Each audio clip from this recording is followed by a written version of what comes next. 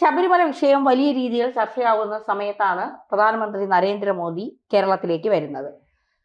ഇതിനു മുൻപ് രാഷ്ട്രപതി വന്നു, അതിനുശേഷമാണ് മോദി വരുന്നത്. രാഷ്ട്രപതി ശബരിമലയിലാണ് എത്തിയത്. ഈ ഓരോ ഉണ്ണികൃഷ്ണൻ പോറ്റി അടക്കം പലർക്കും ജാമ്യം കിട്ടുന്ന ഒരു അവസ്ഥ ഉണ്ടാകുന്നു. ശബരിമല വിഷയം വിശ്വാസികൾ ആഗ്രഹിക്കുന്ന പോലെ അല്ല കാര്യങ്ങൾ പോകുന്നത്. അതായത് വിശ്വാസികൾ ആഗ്രഹിക്കുന്നത് കൊള്ളക്കാർ മുഴുവൻ ജയിലിലാകണം എന്നുള്ളതാണ്, അല്ലെങ്കിൽ കൊള്ളക്കാരൻ മുഴുവൻ പുറത്തു വരണം എന്നുള്ളതാണ്. അത് ആ രീതിയിലല്ല SITയുടെ അന്വേഷണം. മോദി വരുമ്പോൾ എല്ലാവരും ഉറ്റുനോക്കുന്നത് മോദി ശബരിമലയിലേക്ക് പോകുമോ, മോദി പോയാൽ അത് മറ്റു തരത്തിലേക്ക് ചർച്ചകൾ വഴിമാറും, അന്വേഷണം തന്നെ ഒരുപക്ഷെ വഴിമാറാനുള്ള സാധ്യതകളുണ്ട്. മോദി ശബരിമലയിലേക്ക് പോകുമോ? മോദി ശബരിമലയിലേക്ക് പോകുമോ എന്നുള്ള കാര്യം മോദി തീരുമാനിക്കണം. മോദിയുടെ കാര്യം മോദി മാത്രം തീരുമാനിച്ചാൽ പറ്റുന്ന ഒരു അവസ്ഥയിലേക്കല്ല കാര്യങ്ങൾ. ചില കാര്യങ്ങൾ അങ്ങനെയാണ് മനസ്സിലാവുന്നത്. അപ്പോൾ ഇതിനകത്ത് നാളെ അദ്ദേഹം അടുത്ത ദിവസങ്ങളിൽ അല്ലെങ്കിൽ തിരുവനന്തപുരത്ത് വരുന്നുണ്ട്, അതിനുശേഷം ചെന്നൈയിൽ പോകുന്നുണ്ട്. അപ്പോൾ ശബരിമലയിൽ എനിക്ക് തോന്നുന്നു അമിത്ഷാ ഉൾപ്പെടെയുള്ളവരും പോയിട്ടില്ല. ഉണ്ടോ? പോയിട്ടില്ല. അമിത്ഷാ ഈ പറയുന്ന പ്രധാനപ്പെട്ട നേതാക്കളായിട്ടുള്ള യോഗി ആദിത്യനാഥോ അമിത്ഷായോ അല്ലെങ്കിൽ ഏറ്റവും പ്രധാനപ്പെട്ട ആളായിട്ടുള്ള അല്ലെങ്കിൽ അമ്പലങ്ങൾ തിരഞ്ഞു പിടിച്ച് സന്ദർശിക്കുകയും അത്തരത്തിൽ സന്ദർശനം കൊണ്ട് ആ അമ്പലം ലോക നിലവാരത്തിൽ എത്തുകയും ആ അമ്പലം ആൾക്കാരന്വേഷിച്ചിട്ട് പിന്നെ അമ്പലം അറിയാമല്ലോ, അങ്ങനെ ഉള്ള ഒരാൾ. അപ്പോൾ അതിനകത്ത് നമ്മൾ കേരളത്തിലെ കാര്യം, മോദി വന്ന കാര്യം പരിശോധിക്കും. നമുക്ക് ഏറ്റവും വേണ്ടപ്പെട്ട അമ്പലം ഒന്ന് ഗുരുവായൂർ അമ്പലമാണല്ലോ, ഇതുപോലെ പ്രസിദ്ധി. 2 പത്മനാഭസ്വാമി ക്ഷേത്രം, ഇവിടെ 2 പോയിട്ടുണ്ട്. ഇപ്പോൾ എല്ലാവരും അടുത്തതിന് മോദി വരും, അടുത്തതിന് മോദി വരും, ശബരിമലയിൽ എന്നുള്ള രീതി വരുന്നുണ്ട്. ഇപ്പം മോദി അവിടെ വന്നാലുള്ള ഒരു ഗുണം എന്ന് പറഞ്ഞാൽ, മോദി അവിടെ വരുമ്പോൾ ഇപ്പം ശബരിമലയുടെ ഒരു വിഷയം അത് മോദി രാജ്യാന്തര വിഷയമാണ്, രാജ്യാന്തര റാക്കറ്റാണ്. ഇന്നലെ ഈ പറയുന്ന SITയുടെ അന്വേഷണം അല്ലെങ്കിൽ ഹൈക്കോടതി നിർദ്ദേശപ്രകാരം അന്വേഷണം നടക്കുന്നുണ്ട്. അതിനകത്ത് ഒരു 11 പ്രതികളെ വെച്ചുകൊണ്ട് കേസ് ഇങ്ങനെ പൊയ്ക്കൊണ്ടിരിക്കുകയാണ്. അപ്പോൾ 11 പ്രതികളല്ല, ഇതിനകത്ത് രാജ്യാന്തര റാക്കറ്റ് ഉണ്ടെന്നുള്ള രീതിയിൽ ഇന്നലെ EDയുടെ പരിശോധന വന്നു. ED അതിനകത്തു നിന്ന് പരിശോധനയ്ക്കകത്തു നിന്ന് ഇപ്പം നമുക്ക് കിട്ടുന്ന വാർത്തയ്ക്കകത്തു നിന്നും ED പരിശോധന നിർത്തിയിട്ടില്ല, പുറകെ നിൽക്കുന്നു. അല്ലെങ്കിൽ നമ്മൾ ഉദ്ദേശിക്കാത്ത 11 പേരിൽ നിന്ന് ഏതാണ്ട് 40ഓളം പേരിലേക്ക് ED അന്വേഷണം അല്ലെങ്കിൽ പ്രതികളെ അന്വേഷണം കൊണ്ടെത്തിച്ചിരിക്കുന്നു, പ്രതികളെ കണ്ടെത്തിയിരിക്കുന്നു. 8ഓളം സ്ഥാപനങ്ങൾ വളരെ കൃത്യമായിട്ട് ഇതിൻ്റെ പുറകിൽ ഉണ്ടായിരിക്കുന്ന ഒരവസ്ഥയുണ്ട്. ഇതിനകത്ത് സ്മാർട്ട് ക്രിയേഷൻസ് എന്ന് പറയുന്ന അല്ലെങ്കിൽ അത്തരത്തിൽ ഒരു ഇത് ആണല്ലോ സ്വർണ്ണ ഉരുക്കൊടു. അയാൾ ശബരിമല കൊള്ളയ്ക്കകത്ത് മാത്രമല്ല ദക്ഷിണേന്ത്യയിലെ പല അമ്പലങ്ങളിൽ നിന്നും ഇത്തരം സ്വർണം പഞ്ചലോക വിഗ്രഹവും കടത്തി കൊള്ളയടിക്കുകയും അല്ലെങ്കിൽ സ്വർണം ഊറ്റുകയും ചെയ്യുന്ന റാക്കറ്റിനകത്ത് ഉള്ളതാണെന്ന് പറയുന്നത്. അതായത് അന്വേഷണം ED വരുമ്പോൾ എല്ലാവരും വിചാരിച്ചതുപോലെ വാസവം പറഞ്ഞ പോലെ EDയിൽ വിശ്വാസമില്ലെന്ന് വാസവം പറയുന്ന പോലെ ED വരുമ്പോൾ ഇവിടുത്തെ ഗവൺമെൻറ് വിചാരിച്ചിരുന്നത് എന്തോന്നറിയാം, CBI വരണ്ട, ED വരണ്ട. ED വന്ന അവന്മാരെ എല്ലാം കാര്യങ്ങളൊന്ന് ചോദിച്ച് സാമ്പത്തിക ക്രമക്കേടെല്ലാം അന്വേഷിക്കാനും. CBI വന്നാൽ അന്വേഷണം വ്യാപകമായിട്ട് വരും, അതിനകത്ത് ഗൂഢാലോചനയെത്തും, ആരുടെയൊക്കെ അടുത്തേക്ക് വരുമെന്നുള്ള രീതിയിലേക്ക് പോകുമെന്നുള്ള രീതിയിലാണ്. പക്ഷേ ഇന്നലെ ED വന്നത് വല്ലാത്തൊരു വരവാ വന്നത്. കാരണം ED അങ്ങ് നമ്മൾ പറയത്തില്ലേ, ആന കരിമ്പുകാട്ടി കയറുന്ന പോലെ കയറി അങ്ങ് മേഞ്ഞ് 3 നമ്മൾ ഇതിനു മുമ്പ് PFIക്കാരുടെ ഇത് കണ്ടിട്ടില്ല. ഇന്ത്യ മൊത്തമുള്ള റെയ്ഡ്, അതാണ് നമ്മൾ കണ്ട ഒരു റെയ്ഡ് എന്ന് പറയുന്നത്. ഭയങ്കര അതേപോലെ നിഗൂഢമായിട്ട് ഒരേ സമയം 150ഓളം ഉദ്യോഗസ്ഥങ്ങൾ 4ഓളം ഇടത്തുനിന്ന് ബാംഗ്ലൂര്, തിരുവനന്തപുരം, കോഴിക്കോട്, എനിക്കൊന്ന് ചെന്നൈ, ഈ 4 ഓഫീസിൽ നിന്നുള്ള ഉദ്യോഗസ്ഥന്മാർ ഈ ഒരേ സമയം ദക്ഷിണേന്ത്യ മുഴുവൻ പരിശോധിക്കുകയാണ്. അതിനകത്ത് 8ഓളം സ്ഥാപനങ്ങൾ, 28ഓളം ഇടത്ത് റെയ്ഡ്. അതിനകത്ത് ഉണ്ണികൃഷ്ണൻ പോറ്റിയുടെ ഇവിടുത്തെ വീട്ടിൽ പരിശോധിക്കുമ്പോൾ തന്നെ ഉണ്ണികൃഷ്ണൻ പോറ്റി ബാംഗ്ലൂരിൻ്റെ വീട്ടിൽ പരിശോധിക്കും, മുരാരി ബാബുവിൻ്റെ പരിശോധിക്കുന്നു, പപ്പൻ്റെ പരിശോധിക്കുന്നു, എല്ലാവരുടെയും വാസുവിൻ്റെ പരിശോധിക്കും. പക്ഷേ സിനുജി മുമ്പത്തെ ടോക്കിനകത്ത് പറഞ്ഞതുപോലെ, എൻ്റെ അടുത്ത് പറഞ്ഞതുപോലെ തന്ത്രിയുടെ വീട്ടിൽ മാത്രം കയറിയില്ല. അത് ഒരു ട്വിസ്റ്റാണ്, എന്താണെന്ന് അറിയത്തില്ല. മനസ്സിലായി? പിന്നെ ഇപ്പം ഈ പരിശോധനയ്ക്ക് കൂടുതൽ ബലം അല്ലെങ്കിൽ ഈ പരിശോധന ഇങ്ങനെ ആവണം എന്ന് അന്വേഷിച്ച് SITയുടെ കാര്യത്തിനകത്ത് എന്തൊക്കെയോ പക്വതയില്ലായ്മയും അല്ലെങ്കിൽ ആരെയൊക്കെ ഒളിപ്പിക്കുന്നതെന്ന് തോന്നി മിണ്ടാതിരിക്കുന്ന ഒരു അവസ്ഥയിൽ ഇതുപോലെ ED ഇതേ രീതിയിൽ വളരെ വലിപ്പത്തിൽ അങ്ങോട്ട് ചോദിച്ച് അന്വേഷിക്കണം. അതിനകത്ത് കേന്ദ്രത്തിൻ്റെ ഒരു ഇടപെടലുണ്ടല്ലോ. ഇതിന് ശേഷം ആരെങ്കിലും ED പറഞ്ഞാൽ മതി, ഇതിനകത്ത് ഞങ്ങൾ കണ്ടെത്തുന്നതിനകത്ത് രാജ്യാന്തര ബന്ധമുണ്ട്, ഗൂഢാലോചനയുണ്ട്, CBI അന്വേഷിച്ചാൽ മതിയാവെന്ന് പറഞ്ഞാൽ CBI വരും.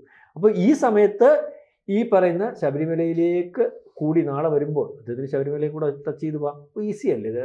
പക്ഷേ ശബരിമലയിൽ പോകത്തില്ല, നമ്മൾ അറിയുന്ന ശബരിമലയിൽ പോകത്തില്ലെന്ന് പറഞ്ഞാൽ ഇപ്പോൾ ഇന്ത്യയിലെ ഏറ്റവും അല്ലെങ്കിൽ ഇന്ത്യയിൽ അദ്ദേഹത്തിന് അല്ലാതെ വേറെ അദ്ദേഹത്തിൻ്റെ ഒരു സുരക്ഷ അദ്ദേഹത്തിനല്ലാതെ ആ രീതിയിലുള്ള സുരക്ഷ വേറെ ആർക്കുമില്ല. അതേ രീതിയിൽ വലിയ വലിപ്പത്തിലുള്ള സുരക്ഷ അമിത്ഷായ്ക്കുണ്ട്, അല്ലെങ്കിൽ യോഗിക്കുണ്ട്, സോണിയാഗാന്ധിക്കുണ്ട്, രാഹുൽ ഗാന്ധിക്കുണ്ട്. പക്ഷേ ഈ പാറ്റേണിലുള്ള സുരക്ഷ ഇദ്ദേഹത്തിനുള്ളതുപോലെയുള്ള അല്ലെങ്കിൽ അമേരിക്കൻ പ്രസിഡന്റ്, ചൈനയുടെ അല്ലെങ്കിൽ നമ്മുടെ റഷ്യയുടെ പ്രസിഡന്റ് നരേന്ദ്രമോദി ഒരു ദിവസം ഏതാണ്ട് 2 കോടി രൂപ പോലും അദ്ദേഹത്തിൻ്റെ സുരക്ഷയ്ക്ക് വേണ്ടി ഇന്ത്യ മാറ്റിവെക്കുന്നുണ്ട്. അതുപോലുള്ള വിമാനങ്ങളും സുരക്ഷ. അവർ നോക്കുമ്പോൾ ശബരിമല സുരക്ഷിതമല്ല. എത്ര നമ്മൾ സുരക്ഷിതമായിട്ട് അദ്ദേഹത്തെ കൊണ്ടുപോകാൻ ശ്രമിച്ചാലും ഒരുപക്ഷെ ഹെലികോപ്റ്ററിൽ അദ്ദേഹത്തിന് അവിടെ ഇത് പറഞ്ഞ ഇറക്കിയാലും ഈ എത്ര ആയാലും കാടും സംവിധാനമായാലും സുരക്ഷിതമായിട്ടുള്ളൊരു മേഖല. അതുകൊണ്ടാണ് അദ്ദേഹം ശബരിമലയിൽ പോകുന്നത്. അല്ലെ എന്നേ അദ്ദേഹം ശബരിമലയിൽ പോകുന്നത്. കാരണം ഇദ്ദേഹം ഇപ്പോൾ രാഷ്ട്രപതി വന്നു എന്ന രാഷ്ട്രപതിക്ക് സുരക്ഷ അല്ലെങ്കിൽ രാഷ്ട്രപതിയുടെ കൂട്ടല്ലേ വിജിലൻസ് അല്ലെങ്കിൽ രഹസ്യാന്വേഷണ വിഭാഗത്തിൻ്റെ റിപ്പോർട്ട്, ഇവർക്കെതിരെയുള്ള റിപ്പോർട്ട്, അമിത്ഷായ്ക്കെതിരെയുള്ള റിപ്പോർട്ട്, യോഗിക്കെതിരെയുള്ള റിപ്പോർട്ട്, ഇദ്ദേഹത്തിനെതിരെയുള്ള റിപ്പോർട്ടും അങ്ങനെ ആയിരിക്കുമല്ലോ. ഒരുപക്ഷെ രാഷ്ട്രപതി എന്ന് പറയുന്ന ആളിന് അതേ സുരക്ഷയിലും അല്ലെങ്കിൽ ഇത്രയും ഈ സുരക്ഷ രാഷ്ട്രപതിക്കും ഈ കാറ്റഗറി സുരക്ഷ ഉണ്ടെങ്കിലും ഈ ഇത്രയും സുരക്ഷ രാഷ്ട്രപതിക്കും വരുന്നില്ല. ഇദ്ദേഹത്തിൻ്റെ SPG അല്ലെങ്കിൽ അവരാ തീരുമാനിക്കുന്നത് എവിടെ പോകണം, എങ്ങനെ പോകണം, എവിടെ ഇറങ്ങണം.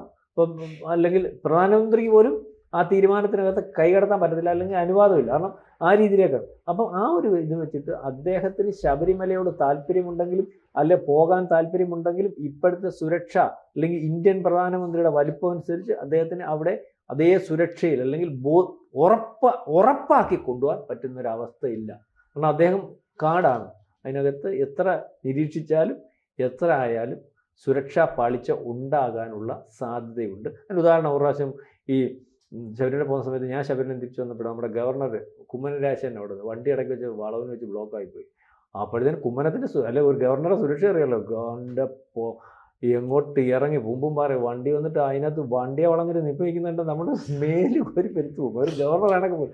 കാരണം അവിടുത്തെ പുതിയ വണ്ടി പോകുമ്പോൾ അപ്പോഴും എത്ര ഇതായിട്ട് പോയാലും ചിലയിടങ്ങളിൽ വണ്ടി തിരിഞ്ഞു വരുന്നില്ല, അല്ലെങ്കിൽ അപ്പോൾ പിന്നെ അതിന് അത്തരത്തിലുള്ള റിസ്ക് എടുക്കത്തില്ല. അതുകൊണ്ട് അദ്ദേഹം തിരുവനന്തപുരത്ത് വരാം, അല്ലെങ്കിൽ നാളെ CBI ഒരുപക്ഷെ ഈ കേസ് അന്വേഷിക്കാം, അല്ലെങ്കിൽ EDയുടെ അന്വേഷണം വലിയ വലിപ്പത്തിലാവും, അല്ലെങ്കിൽ ഒക്കെ ഒരുപക്ഷെ നമ്മൾ ഉദ്ദേശിക്കുന്ന SIT സംഘം ഒതുക്കാൻ ശ്രമിക്കുന്ന ഈ കേസ് ആൾക്കാരെ വെളിച്ചത്ത് കൊണ്ടുവരുന്നതിന് ഈ EDയുടെ അന്വേഷണത്തിൽ നമുക്കൊരു പ്രതീക്ഷ വയ്ക്കാം. പക്ഷേ ഈ സമയത്തും അദ്ദേഹം അവിടെ വരികയും അല്ലെങ്കിൽ അത് ലോക നിലവാരത്തിൽ ഇത് ചർച്ചയാക്കുകയും ചെയ്യാനുള്ള സാധ്യതയില്ല. അത് സുരക്ഷയെ ബാധിക്കും എന്നാണ് എനിക്ക് മനസ്സിലാവും. ഈ ദ്രൗപദി മുർമു, അത് നമ്മുടെ പ്രഥമ പൗര എന്നാണ് പറയുന്നത്. ദ്രൗപദി മുർമു അവിടെ വന്നപ്പോൾ തന്നെ മറ്റു ഭക്തജനങ്ങൾക്ക് ബുദ്ധിമുട്ടുണ്ടാക്കാതെ ഈ നട അടയ്ക്കുന്ന ദിവസം ഏതാണ്ട് ഉച്ച കഴിഞ്ഞതിന് ശേഷമാണ് എത്തിയപ്പോൾ തന്നെ നമുക്കറിയാം സ്വാഭാവികമായിട്ട് ഹെലികോപ്റ്ററിൽ വന്ന് ഇറങ്ങുന്നു. അവിടെ നിന്ന് പ്രത്യേക വാഹനത്തിൽ കൂർക്ക എന്ന് പറയുന്ന ആ വാഹനത്തിലാണ് കൊണ്ടുവരുന്നത്. പക്ഷേ ഇന്ത്യൻ പ്രധാനമന്ത്രി നരേന്ദ്രമോദി വന്നാൽ അത് പോരെ സുരക്ഷ, അതിനേക്കാൾ വളരെയധികം സുരക്ഷ വേണം. കാരണം ലോകത്തെ ഏറ്റവും അധികം സുരക്ഷയുള്ള നേതാക്കളുടെ പട്ടികയിൽ 2ഓ 3ഓ സ്ഥാനത്താണ് ഈ പ്രധാനമന്ത്രി നരേന്ദ്രമോദി. മാത്രമല്ല ഈ ശബരിമലയെ ഒരു ദേശീയ ആരാധനാ കേന്ദ്രമാക്കി മാറ്റാനാണ്. ഇപ്പോൾ ദേശീയ തലത്തിൽ പ്രാധാന്യമുള്ള ഒരു ക്ഷേത്രമാക്കി മാറ്റും. അങ്ങനെയാണെങ്കിൽ കേരളത്തിലെ ദേവസ്വം ബോർഡിന് അതിൻ്റെ കൺട്രോൾ ചെയ്യാനായിട്ട് പറ്റില്ല. അത് മാറണം. മാത്രമല്ല ഇപ്പോൾ നമുക്ക് തിരുപ്പതി എത്രയോ രാജ്യത്ത് നിന്ന് എത്രയോ സംസ്ഥാനത്ത് നിന്ന് ആളുകൾ വരുന്നു. അതിൻ്റെ കൺട്രോൾ എന്ന് പറയുന്നത് തിരുമല ദേവസ്വം എന്ന് പറയുന്ന ഒരു പ്രത്യേക എക്സിക്യൂട്ട് ചെയ്ത ഒരു ഗ്രൂപ്പിനാണ്. അതിൻ്റെ നിയന്ത്രണം, അതിന് വേണ്ടുന്ന സംഭാവന നൽകുന്നതൊക്കെ സർക്കാരാണ്, കേന്ദ്ര സർക്കാരാണ്. അതിൻ്റെ നേരിട്ടുള്ള നിയന്ത്രണത്തിനും കേന്ദ്ര സർക്കാരിൻ്റെ ഇടപെടലുണ്ട്. എന്ന് പറയുന്ന പോലെ ശബരിമലയും ഒരു ദേശീയ ആരാധന കേന്ദ്രമാക്കി മാറ്റാനുള്ള ആലോചന കുറേ കാലമായിട്ട് കേന്ദ്ര സർക്കാർ പിന്തുടരുന്നുണ്ട്. സ്വാഭാവികമായിട്ടും ഇപ്പോൾ ഇന്ത്യൻ പ്രധാനമന്ത്രി നരേന്ദ്രമോദി തിരുവനന്തപുരത്ത് വരുന്ന എന്തിനാ? കേരളത്തിൽ ഒരു കോർപ്പറേഷൻ BJP പിടിച്ചപ്പോൾ 45 ദിവസത്തിനുള്ളിൽ വരുമെന്ന് പറഞ്ഞു. 45 ദിവസത്തിനുള്ളിൽ വരുന്ന പ്രധാനമന്ത്രി വൻപൻ പ്രഖ്യാപനങ്ങൾ നടത്തും. ഈ പ്രഖ്യാപനങ്ങൾ നടത്തുമ്പോൾ തന്നെ ഇവിടെ SITയുടെ അന്വേഷണം നടക്കുന്നു, EDയുടെ പരിശോധന നടത്തുന്നു. അപ്പോൾ ഈ പരിശോധനയിലൂടെ കണ്ടെത്താത്ത പല കാര്യങ്ങളും, ഇപ്പോൾ ED പറയുന്നത് 35ഓളം പേർ അവരുടെ നിരീക്ഷണ വലയത്തിലുണ്ടെന്നാണ്. SIT ഇതുവരെ 20 പേരിലോ മാത്രമേ അന്വേഷണം എത്തിച്ചിട്ടുള്ളൂ. അങ്ങനെ അന്വേഷണം തുടർന്ന് വരികയും ED വരുമ്പോൾ EDയുടെ തുടർച്ചയായിട്ട് CBI വരും. ED എങ്ങനെയാണ് ഒരു കേസിലേക്ക് കൊണ്ടുവരുന്നത്? കേരള പോലീസ് രജിസ്റ്റർ ചെയ്യുന്ന കേസിലെ FIR എന്താണോ ആ FIRൽ കിട്ടുന്ന വിവരങ്ങളുടെ അടിസ്ഥാനത്തിലാണ് ED അവിടെ റെയ്ഡ് നടത്തുക. പിന്നീട് ഇതിന് ഗൗരവപരമായ കുറ്റകൃത്യങ്ങളുണ്ടെങ്കിൽ CBI വരും. ഈ CBI വന്നു കഴിഞ്ഞാൽ സ്വാഭാവികമായിട്ടും ഇതിൻ്റെ അന്വേഷണം കേന്ദ്ര ഏജൻസികളുടെ നിയന്ത്രണത്തിലാവും. അങ്ങനെയാണെങ്കിൽ ഇന്ത്യൻ പ്രധാനമന്ത്രി നരേന്ദ്രമോദി ശബരിമല ഒന്ന് സന്ദർശിക്കാം. അത് വേണമെങ്കിൽ തൊട്ടടുത്ത ഫെബ്രുവരി മാസത്തിലോ മാർച്ച് മാസത്തിലോ ഒക്കെ ആകാം. കാരണം ഇപ്പോൾ ഈ സീസൺ കഴിഞ്ഞതുകൊണ്ട് തന്നെ സ്വാഭാവികമായിട്ട് അവിടെ എത്താനുള്ള ഒരു സാധ്യതയുണ്ട്. അങ്ങനെ എത്തുക കൂടി ചെയ്താൽ ഈ പറയുന്ന ഒളിഞ്ഞിരിക്കുന്ന ഒരുപാട് തലകൾ ഇനിയും ഉരുളാൻ സാധ്യതയുണ്ട്. അത്തരം ഒരു നീക്കം നടത്തുകൊണ്ട് ഇന്ത്യൻ പ്രധാനമന്ത്രി നരേന്ദ്രമോദി ശബരിമല സന്ദർശിക്കില്ല എന്ന് നമുക്ക് പറയാൻ പറ്റില്ല. കാരണം അദ്ദേഹത്തെ സംബന്ധിച്ചിടത്തോളം ആരാധനാലയങ്ങളിൽ എത്തിച്ചേരുക, അവിടെ സന്ദർശനം നടത്തുക, അവിടുത്തെ ആചാരാനുഷ്ഠാനങ്ങൾ പാലിക്കുക, അവർക്ക് വേണ്ടി കൂടുതൽ ഫണ്ട് വിനിയോഗിക്കുക, ഇതൊക്കെ ഈ നരേന്ദ്രമോദിയുടെ കാലത്ത് സംഭവിച്ച. അതുകൊണ്ട് തന്നെ കേരളത്തിലെ ജനങ്ങളും സ്വാഭാവികമായിട്ടും ആഗ്രഹിക്കുന്നുണ്ട് പ്രധാനമന്ത്രി നരേന്ദ്രമോദി ശബരിമലയിലേക്ക് എത്തണമെന്ന്.